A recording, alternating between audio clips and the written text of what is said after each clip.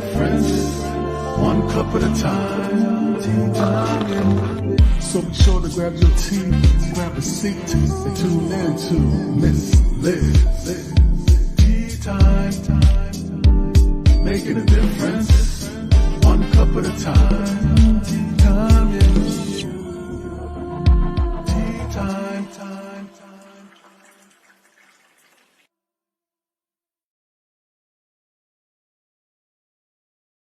Well, welcome everybody. It is afternoon tea time and Miss Liz is back. That's right. I am back and I have a couple again. I always love having husbands and wives and the male and the female, we get a little deeper. We have two people to talk to instead of one. It's just more fun. So if you haven't subscribed to Miss Liz's YouTube channel, please run over and ring that little doorbell. You'll be notified for all the tea times that are going up. And you can watch these at any time.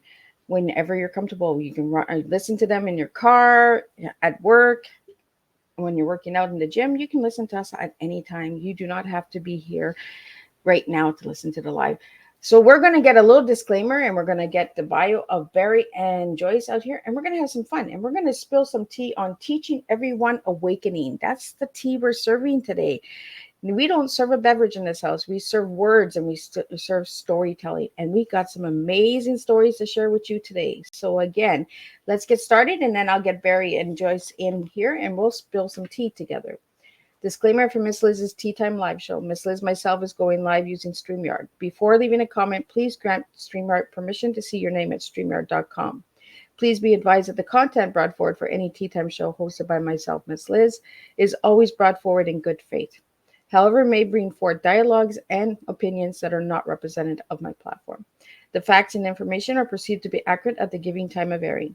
All Tea Time guests and audience participants are responsible for using their good judgment in taking any action that may relate to the discussion.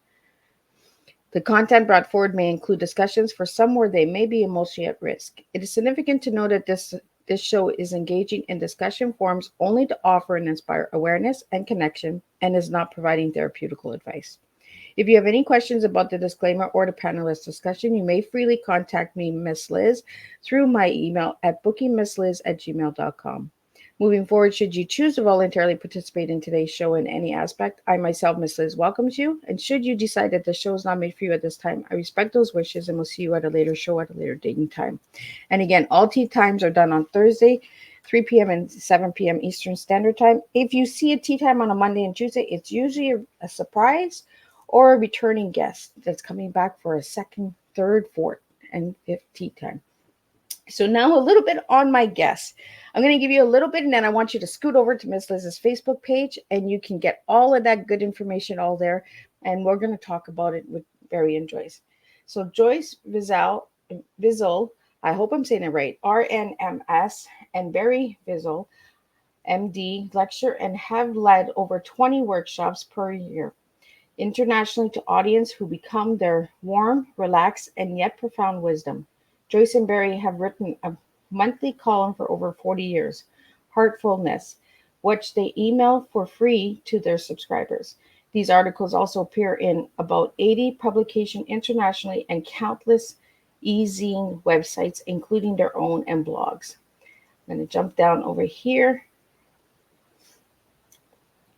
Barry and Joyce are two people deeply in love since 1964 who have raised 3 children and walked their talk.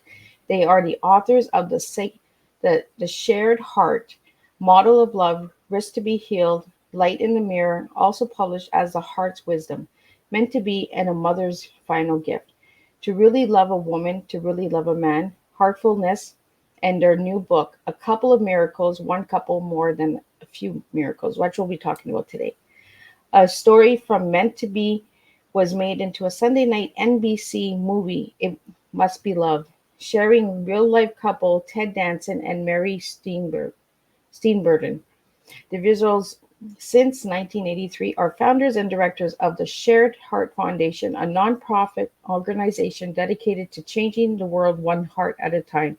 And you know how Miss Liz feels about one cup at a time. So we're doing one heart at a time. So you can go to sharedheart.org to sign up for their free heart letter and free weekly video inspirations to read past articles as many aspects of personal growth and relationships to see their events or workshops scheduled or more, to contact Barry and Joyce. And I'm going to get Barry and Joyce in here, and we're going to learn a little bit more about this lovely couple. Welcome, guys. Thank you. You know, as soon as I start tea time, I'm fine. I'm cool as ice in the background. That live button goes on, and all of a sudden I'm like, oh. So, Barry and Joyce, I'm going to take you guys way back for a little. We're going to get to know a little of each one of you. So, I'm going to start with Joyce. Mhm. Who were you as a little girl, and who are you now as a grown lady? Okay. Well, so I was born in Buffalo, New York. And as a little girl, I was extremely sensitive, kind of empathic, feeling what was going on. And I was born into a loving family, but they had no idea of the gifts that I was coming to bring. It was a family that honored academics, doing well in school. You know, my dad wanted me to be a math teacher. My parents had no idea about this sensitivity, and they thought that there was something seriously wrong with me, like a handicap, something that I had to get over. And my father kept saying, you're not going to make it in the world. You've got to get over this, and just, study math, do well in school, and then everything will be okay. So I grew up. I did do well in school, but I grew up feeling that I had a handicap. As much as if someone was blind or deaf, it felt like that's what I was, and it was so hard for me as a child. And one thing, whenever I would cry because I'd be feeling these things, I'd always be sent to my room, and told, those feelings are private. You should, if you want to cry, you should be by yourself. And one of those times when I was 9, and I felt so like an alien, like I didn't belong in this world. And I had my first experience of a real divine experience. And it wasn't like I saw an angel. It wasn't like I heard, like anyone else could have heard anything. There wasn't anything unusual except a very calm, peaceful voice that spoke to me and said, there's nothing wrong with you. And right now, there's a boy growing up who will understand your feelings and understand your sensitivity. And you will recognize him. He will be tall, have dark hair, and he'll be on his way to becoming a doctor. That was the message. And it calmed me down so much, because I knew, it totally changed my childhood. Outwardly it didn't change, but inwardly I felt like I'm going to meet someone who's going to be able to understand me. And that was Barry. And we met when we were 18, and I recognized pretty soon that this is the person that inner voice was directing me to. So who I am now, I'm totally in love with this man, and I feel so grateful to be with you, Barry. Just like so grateful. And I'm really accepting this gift that I have. That's the sensitivity, empathic. I'm accepting it as one of my powers. Really, it's not all together. I still suffer sometimes with being so sensitive and not quite knowing my way out of it. But it's so much better than when I was a child, and of course, and Barry helps me a lot too. But the work really has to be on myself. Mm-hmm. So that's what. Yeah, because I watched a video of you guys, and I mentioned just before we went live, and you had talked about your father, and that it really resonated, made me cry. My eyes watered up a lot, and because my father was the same way. I connect with you, Joyce. He was tough on me. It was that tough love, right? You're never going to be anything in the world. You're not going to do, you're always a crybaby. You're always sensitive, you know? And it was always go to your room. You know, I can see you, but I don't want to hear you. Like, you Right. know? Exactly. So it resonated a lot with me, and Yeah. it resonates a lot with the listeners out there as well, is that a lot of us girls growing up, we were told that, right? When we were the sensitive child, we were told, you know what, that you're not going to make it in the world. You're too sensitive. You know. So, so now, so now I'm going to jump into you, Barry. Who were you as a little guy, and who are you now? Okay, well, before I go into that, I'm always so amazed at this message that Joyce got when she was 9 years old. You know, you'll meet somebody and you'll recognize him, tall, dark hair, and on its way to being a doctor. My hair was darker when I was young. And this happened when she was 9 years old. So when I knew about this, I remember asking my mother if she remembers when I decided to become a doctor. And she said, it just came out of the blue when you're 9 years old. You announced that. So Wow. I've known all that time, since 9 years old, that I was going to be a doctor. It's almost like I had to be, because otherwise Joyce and I couldn't be together, right? Because she needed that doctor. Yes, but I was a bit of a rascal. Okay, I mean, if I got into some trouble, I acted out a lot. I'm not proud of some of the things I did. I wasn't that great of a student, and to be a doctor, you have to be a good student, right? But something very profound happened when I was 18. Okay, senior year of high school, I did not get into any colleges. I got rejected by every college. Now I understand I wasn't that great of a student. So I had nowhere to go to college. And to be a doctor, you have to go to college. One day, I was summoned to the office, the principal's office in the high school, and there was a man there who took me into a little room, and he said, I'm representing Hartwick College in Oneonta, New York. And he took a few minutes to describe the college. And then he said, if you'd like to come, and he pulled a pen out of his pocket, and he said, sign right here. I looked on the table. There was an application already filled in with all my personal information, and my transcripts were there.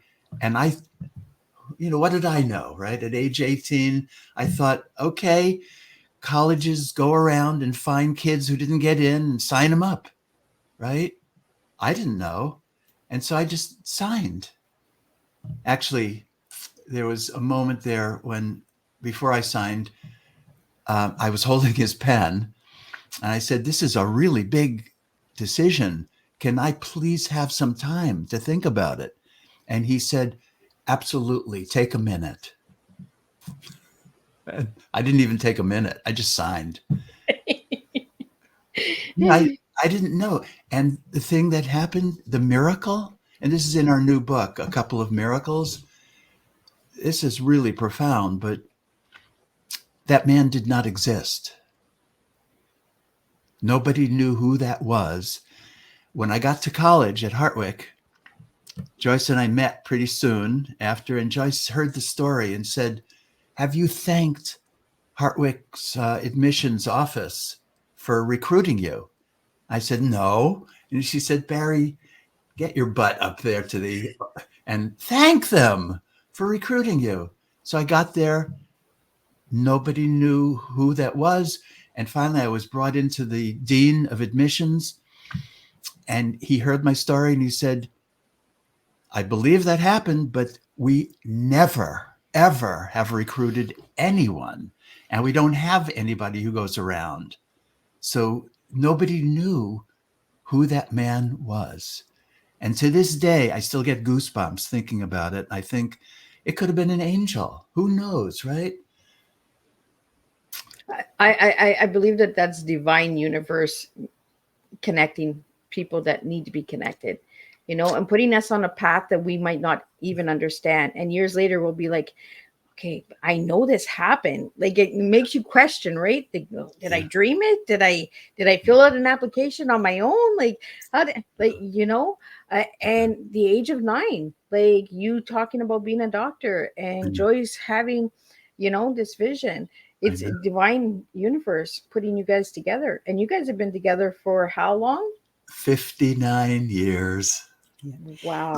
So what I want to add, because people hear a story like that and they think, oh, it must be just so perfect. You know, you came together, it must be so perfect. The reality is that it wasn't, because this was 1964 and it wasn't that long from the ending of World War II, and people were really learning about the Holocaust and what happened. And Barry was raised in a very what would you say? Traditional Jewish New York Jewish family, and he was raised that it is his responsibility to marry a Jewish person and have Jewish children, that they need to bring Jewish people back. So that was like from, you know, early on, so deep inside of him. I am not Jewish, and I was not going to become Jewish. And so right away at age 18, Barry looked at me and said, you know, we can never get married. Yeah.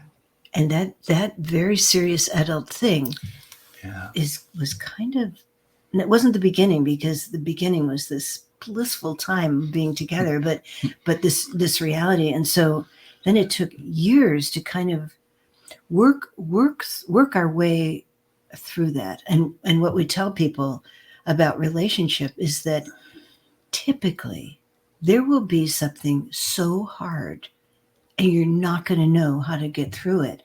But in the getting through it, you will make your relationship really strong. So there's no such thing as just this easy relationship. Yeah. Relationship has challenges, and that's a good thing. Absolutely. Yeah. So well, and Barry, you even admitted that you were a little rebel. So the rebel was in you, right? So that's how you got married. my parents did come to the wedding.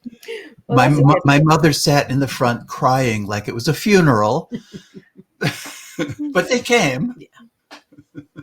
well, I'm sure today, after 59 years, they have accepted Joyce, right? Yeah. Really, they long ago they accepted. They're all passed on now. But my mother before she died, well, actually for decades before she died, every time I saw her, she would say, Barry, you know, the best thing that has ever happened to you is Joyce. I'd say it took about 10 years for them to accept. Well, and that's the thing, right? Relationships are hard. A lot of people think it's this fairy tale.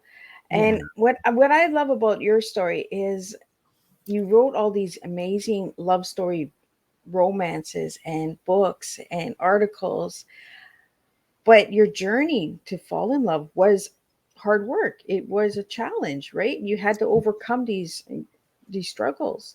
Oh, we fought so much over religion. I can imagine. We did. And here we are. Spirituality is the strongest part of our relationship. And yet I'm still Jewish and Joyce is still Christian, but we have found a common area that we both have our full hearts into. Yeah. And that's how it works. I think that's the magic, right? The magic is having the heart in it. Yeah. Right. Yeah. And you guys have this incredible foundation, the heart and the shared heart. You shared your hearts. Come on. Like Yeah. So could you tell us a little bit about the Shared Heart Foundation? You go ahead. Yeah. Well, our first book was called The Shared Heart, and it was a book about really, when it came out in 1984, there were hardly any other writings about using relationship as a conscious spiritual path, to grow. And so, yeah, and that book really went out there big time, and it got so many invitations, and so yeah, we started the foundation, the Shared Heart Foundation, as a way to put on seminars and to help families and couples, and that's really been our work for the last 40-50 years here. I think it's really magical. Like for all my listeners out there that are looking for, that love story, the challenges, the struggles. Look at Barry and Joyce as an example, and check out the Shared Heart Foundation and see how you can look for retreats and workshops and all that as well. But I want to get into the book because you guys have this new incredible book, and just the title of it, A Couple of Miracles. One couple more than a few miracles. Yeah. So there's a lot of miracles in there, guys. So what are the miracles? Oh my God. Well, we already told you a few. The thing that happened with Joyce at age 9 and how I got recruited by an angel. I mean, these are amazing things, but the book, yeah, it's filled with unexplainable, amazing things that happen. We started out the book. Yeah, there have been a lot, and it's not like there's just a lot of miracles in our lives. I think all people have a lot of miracles. They just don't. They take it for granted, like it's nothing special. Yeah.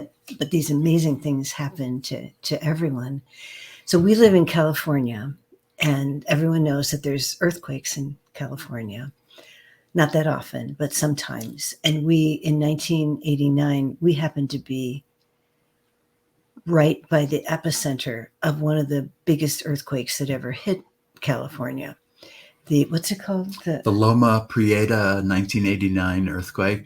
I actually had the guy who did a documentary on that earthquake. Wow. Yeah. So you know about it. Remember it stopped the World Series? Yeah. So anyway, we were living in this small rented house.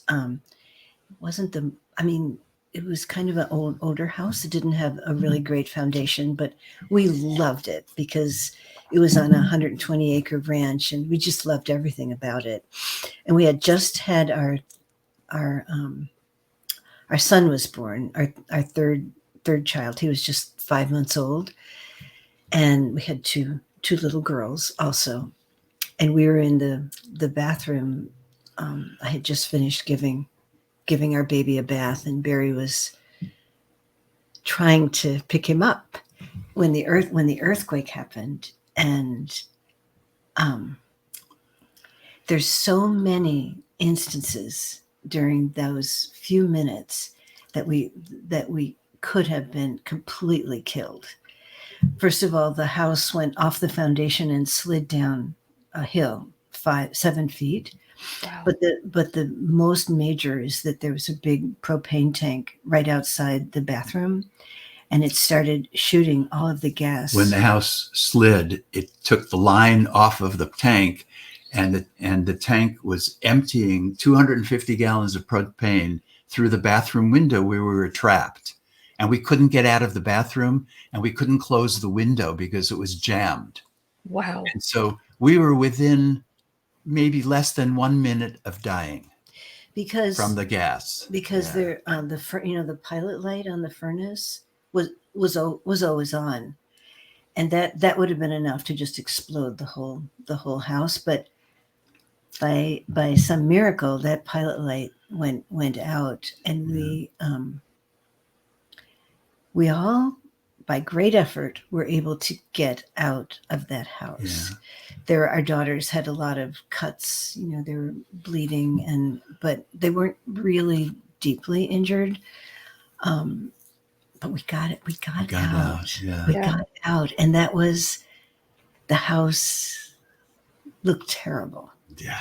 It was all broken apart. We just looked terrible. Yeah. But we got out, and I I deeply feel that it's a miracle that all 5 of us lived through that experience. So that's one of the more dramatic miracles. I would say scary, but I don't know. Do you want to share any others? Well,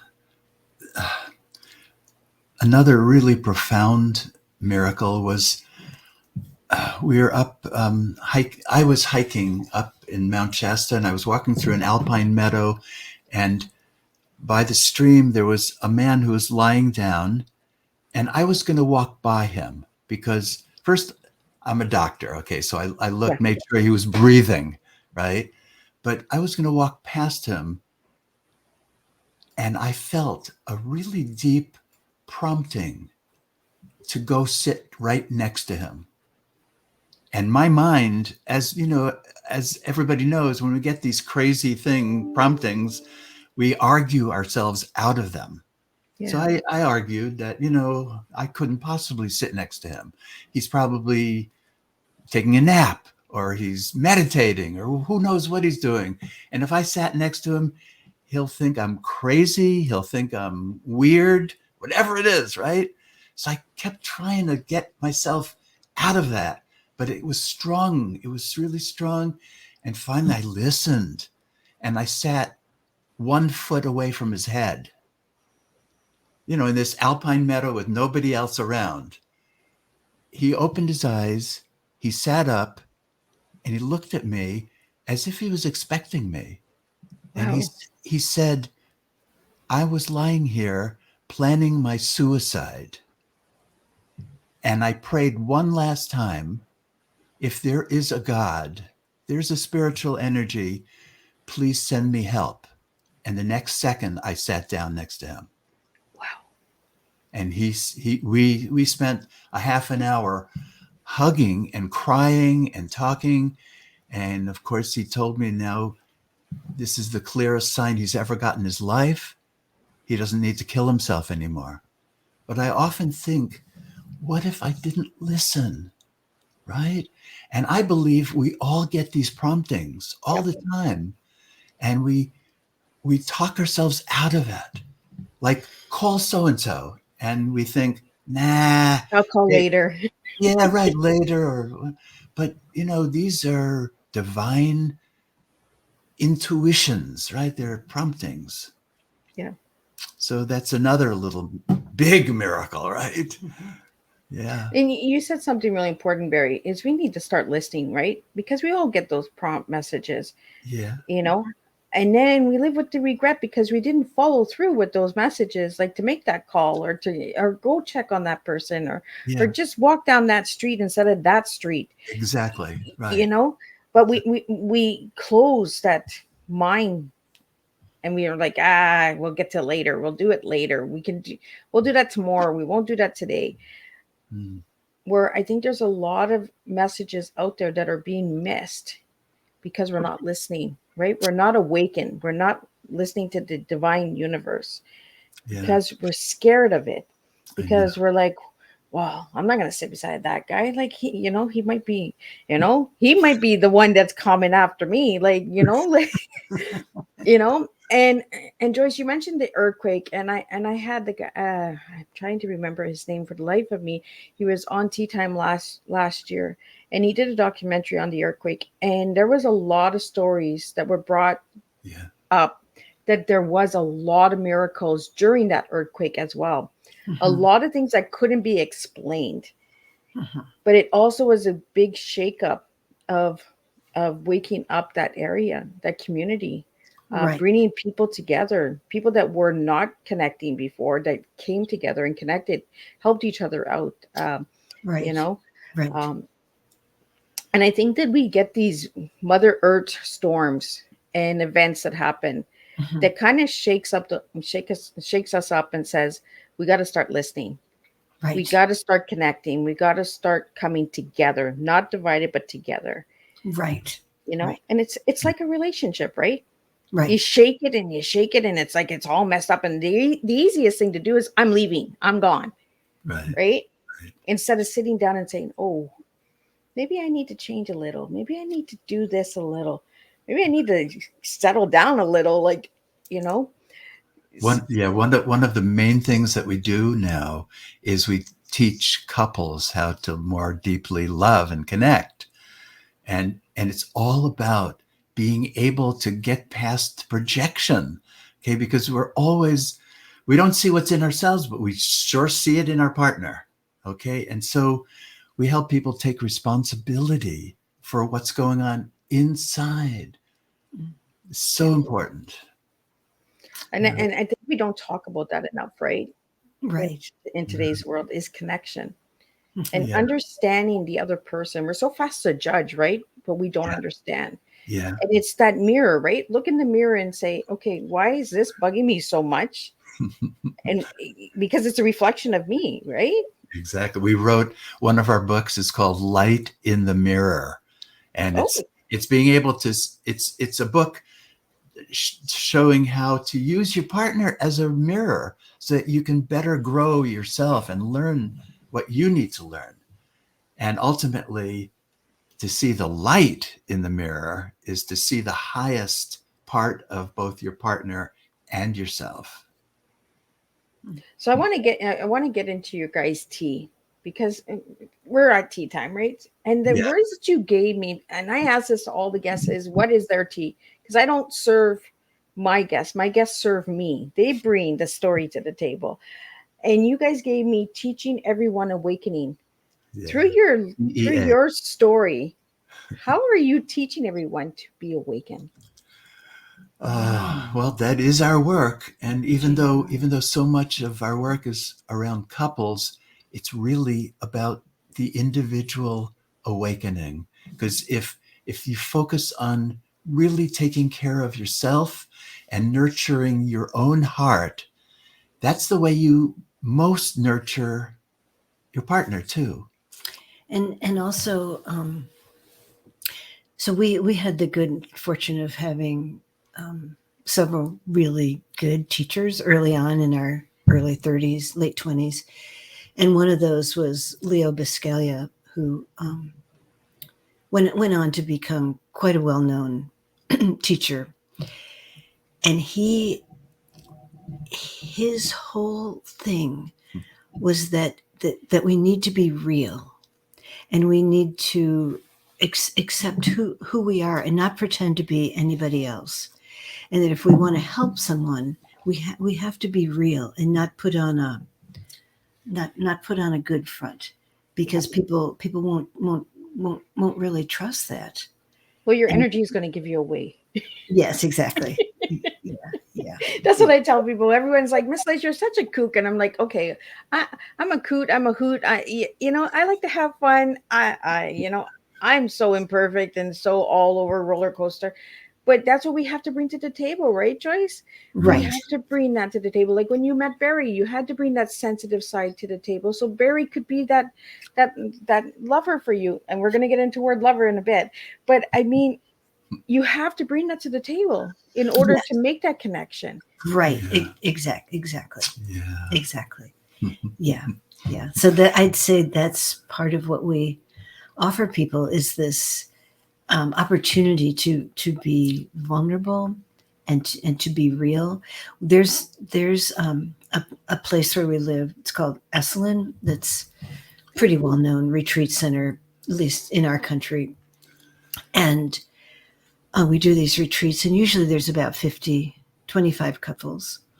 And we have each person, that's a lot of people, with each person for a very short period of time, like 1 minute, share their deepest vulnerability. And it is amazing what people share. These people that walk into the workshop, totally confident, maybe they're, PhD, MD, super amount of education, and they share their vulnerability, and you can see the little child in them. It's so beautiful. And then at the end, almost everyone that shares says that it was the most powerful, is to know that other people also have these vulnerabilities, because people feel so alone. They look around and they think, well, Everybody else has it so together. Yeah. But I'm dealing with these feelings inside, and I'm not going to tell anyone because they won't accept me. But in truth, when we share these vulnerabilities, we're much more lovable and much more acceptable. Yeah. For example, I had a lot of trouble accepting the part of me that needed love from Joyce. Wow. I really had trouble with that because I grew up in this tough neighborhood in Brooklyn, New York. And if I showed any vulnerability like fear, I would get beaten up. Yeah. So I had to stuff everything and give a tough outer image, right? And so early in our relationship, Joyce would say to me, Barry, I really need your love. Don't you need my love? And I'd say, no, I don't need your love. I choose to be with you. That used to really hurt her, right? And I'd say, I could be with anybody, but I choose you. Wasn't that a horrible thing to say? 59 years later, are you still saying that, Barry? Well, guess what? 59 years later, I need Joyce's love so deeply that my greatest vulnerability is the thought of her dying before me. That's my biggest vulnerability. The thought of being alone on this planet without the dearest friend of my heart. Yeah. And I think that's why you guys gave me the word to describe you guys. I asked my guests, all my guests that come to the tea time table, Miss Liz asks them, give me one word to describe yourselves. And you gave me the word lovers. So let's get into the word lovers, because a lot of people, they say lovers and they're like, oh, we're talking about dirty stuff now. You know what? There's a closeness. There's a connection with intimacy that we really need to start talking about, you know? So why the word lovers, guys? Well, you chose that. I chose the word. But you probably would choose. I'll go along with it. You'll go. What word would you choose? Probably thankful. Thankful. I thankful lovers. Look at that. Thankful lovers. I like that. Okay. You've heard the thing about intimacy?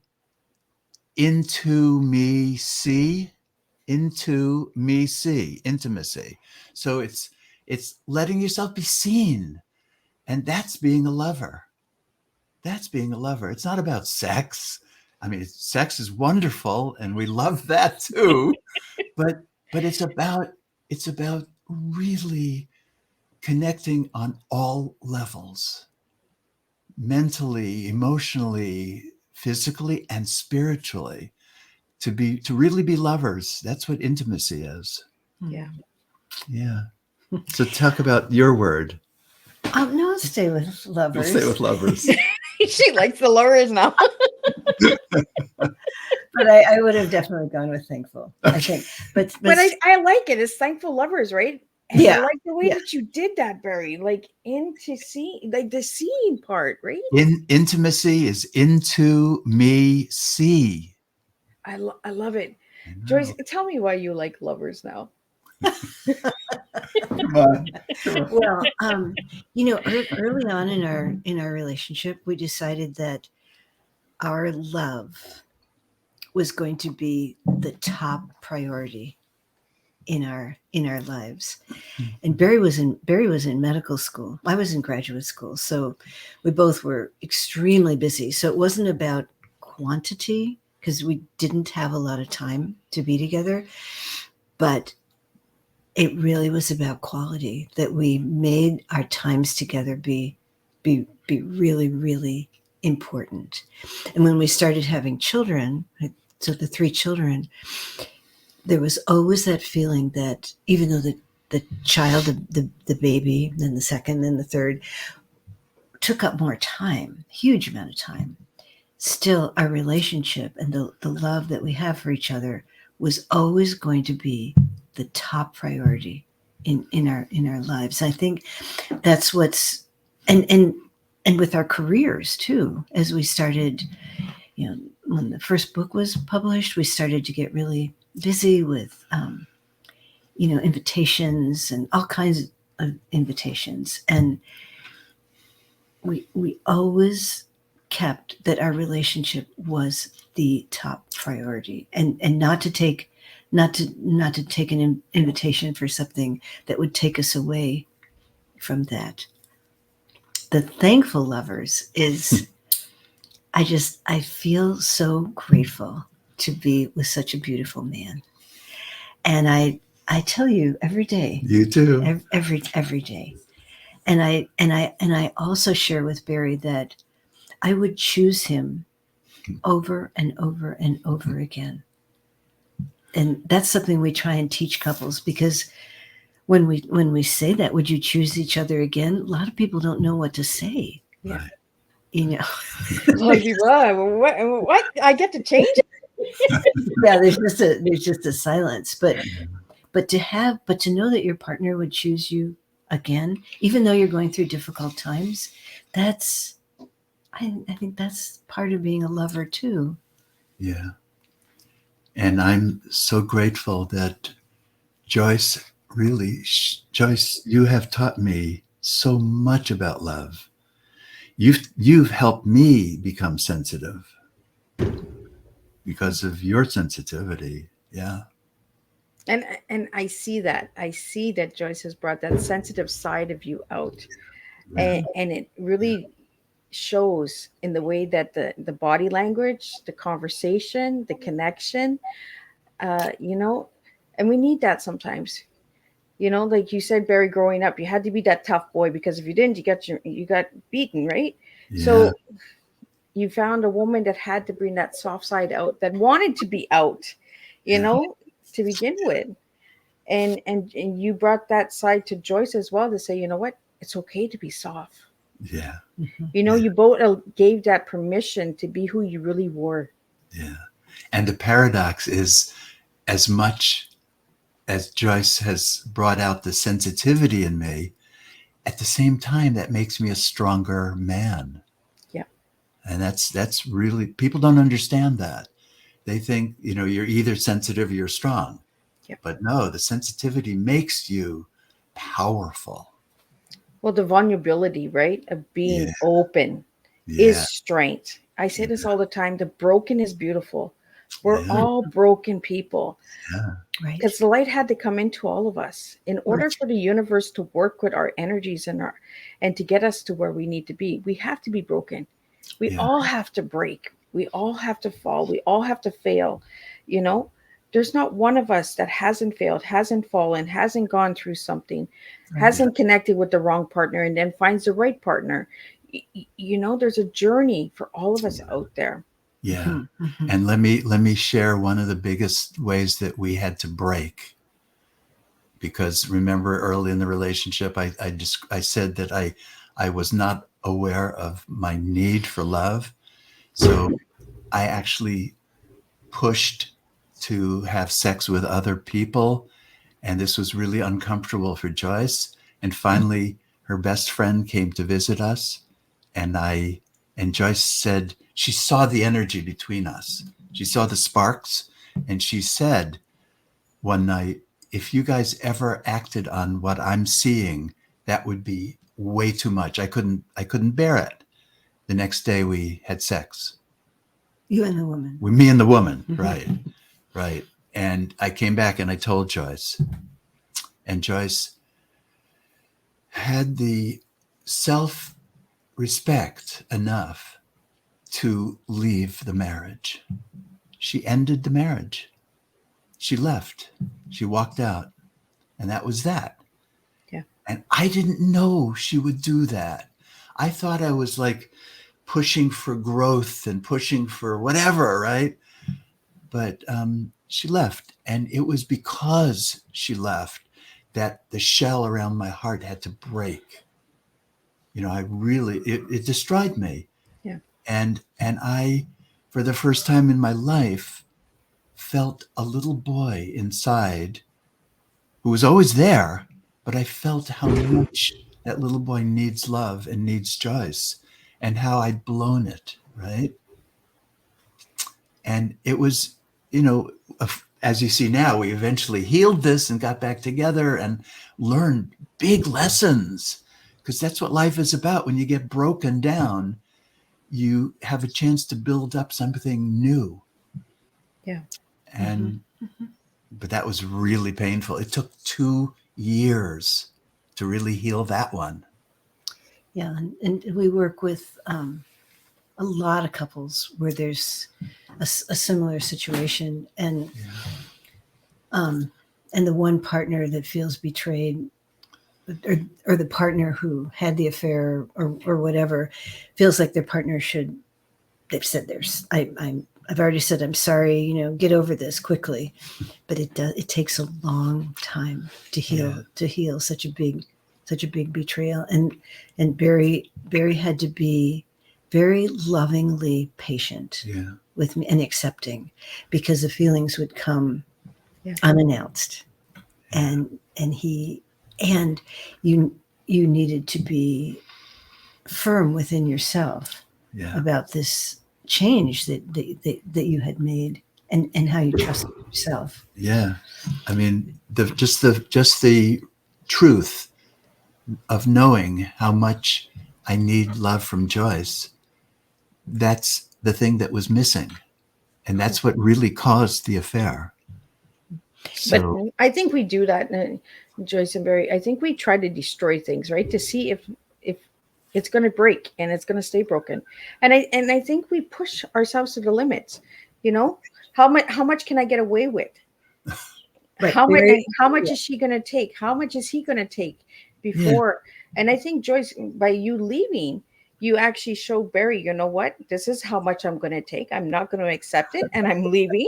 And if you want me back, you're going to need to change your ways. And, and I think all relationships go through that part, right? Yeah. Where we test each other. We test, how much will she take? How much will he take? How much can I get away with?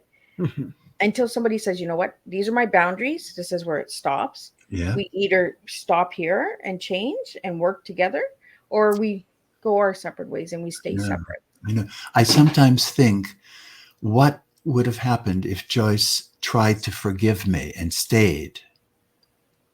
I would have kept pushing other boundaries, right? Well, yeah, because Barry was saying at the very beginning, he said, this is the way I want to live. This is the way we should all live in this open place. Yeah. I'm like, I'm not that way. Right. You'll have to do that on your own. Yeah. And it was good. And I throughout this pain, I look at my whole life, that probably was the most painful thing that has happened to me. And yet I also feel a sense of gratitude, because it brought us into this much deeper place. There's the gratitude again. Yeah. There's a thankful lover. Right. There's the thankful lover.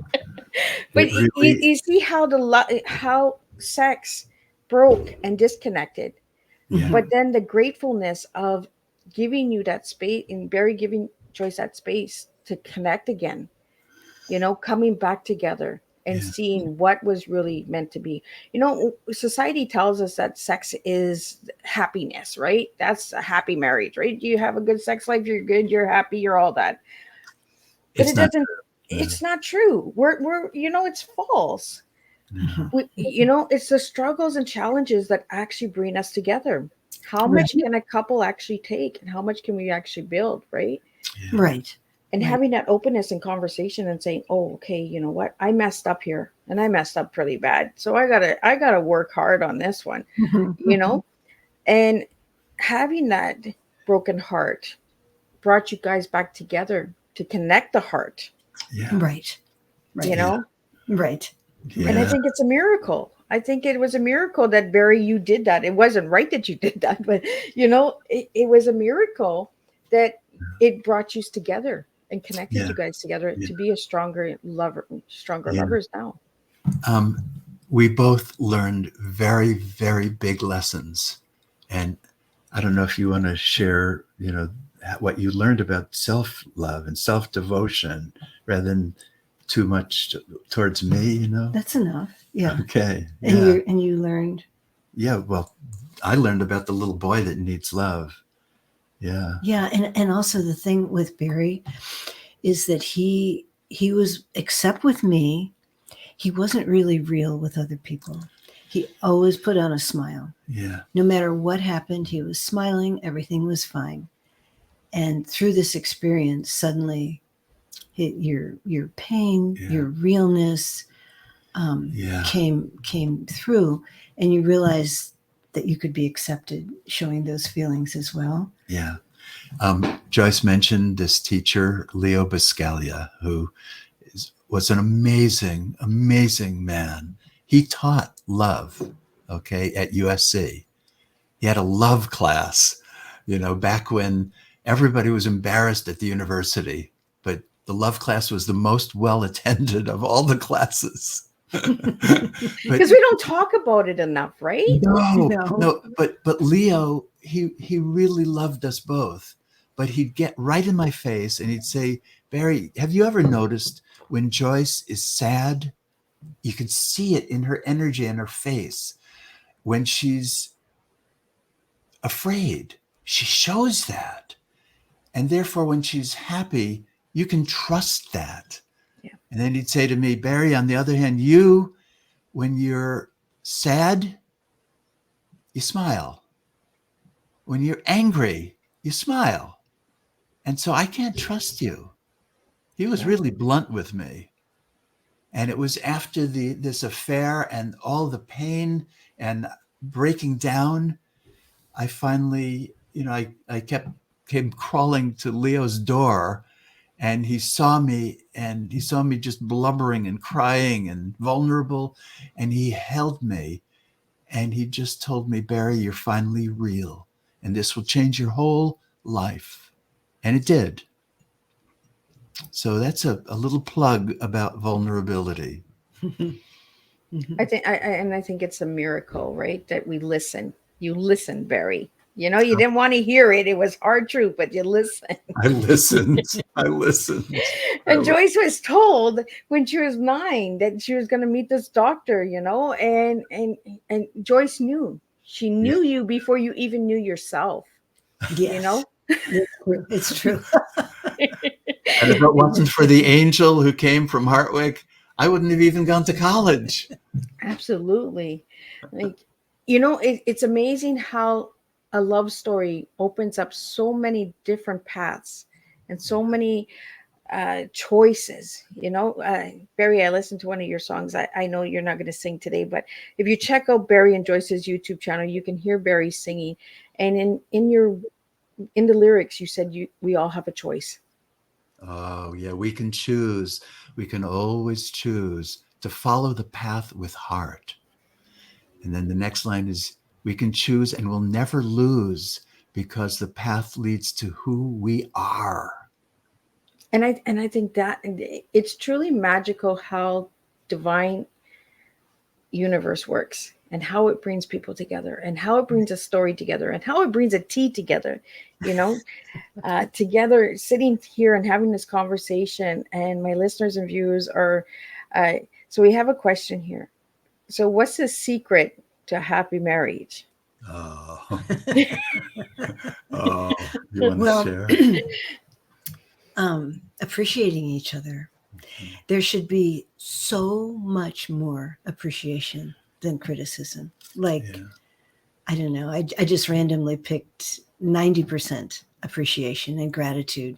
And then when you have to address something that isn't working, your partner will be able to hear it, because there'll be they'll know that you love them and that you're on their side and you appreciate them. We see marriages where it's the other way, where it's so much more criticism, and those are not happy marriages at all. Okay. Appreciation and gratitude, really. Yeah. And believing.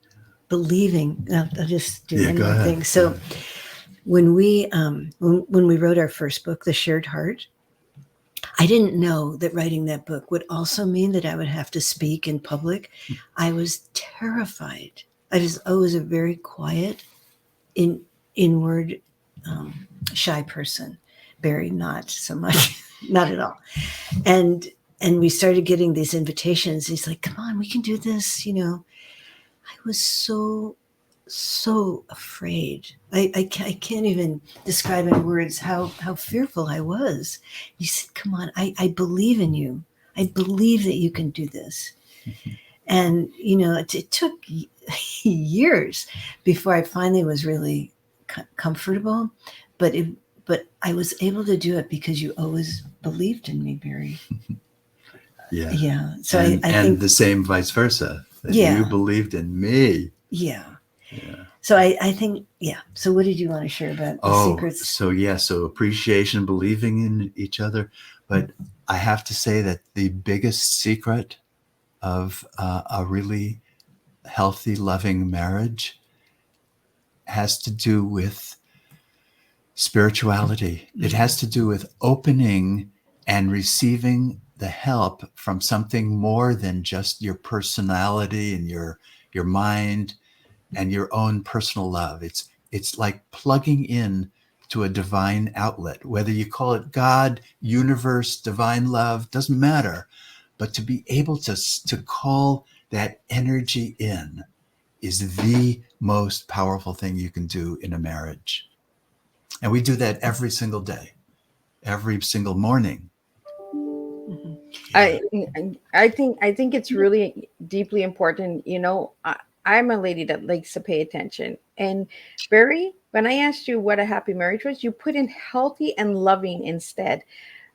I'm so grateful for you to say that, because everyone puts the word happy marriage. Let's Right. put the healthy and loving part of the marriage in there. Forget the happy, because it's not always happy. No, it is not. But if it's healthy and loving, it will be more happy. Absolutely, right? I really enjoyed this conversation with you guys today.